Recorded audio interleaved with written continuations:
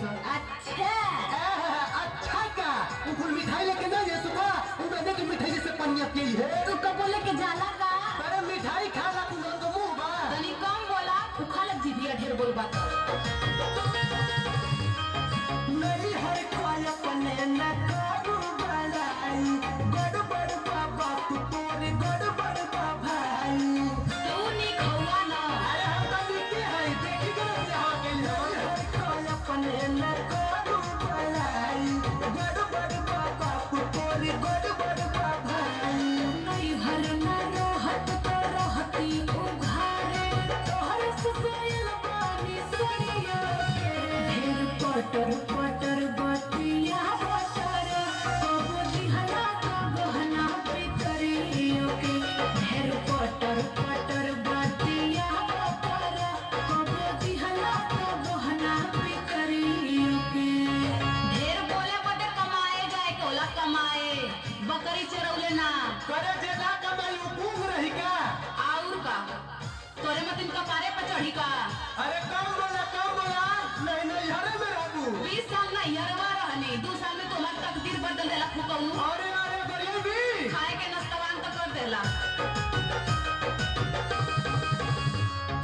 टोली हदी से भी कोसे काली तोवा छोड़ दे बात को छोड़ा हम के ना गम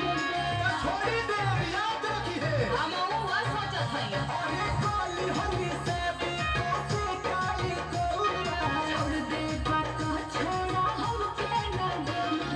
उर्दी के दाल ई हारो जे खाई देखे ला कवनी रोहरियो के ढेर पटर पटर बतिया बटर कबो दिहला का गहना पितरियो के ढेर पटर पटर बतिया बटर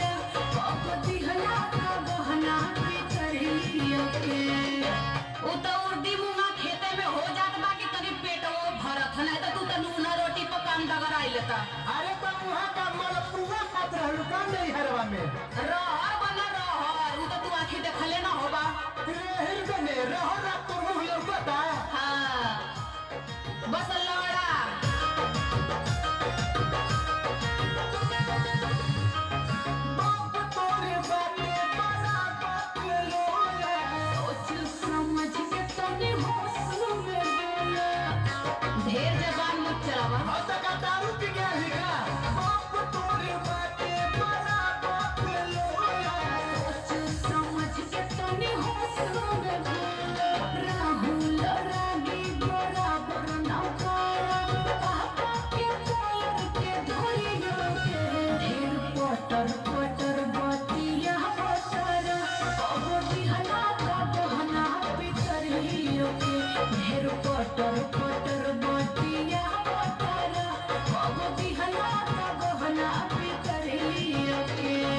आ छोड़ा कुल दिक्कत बस मेरे नसीब का नहीं तोरे से बानर के हम चलत। अरे हम बानर ही तो तोर बापा का आन है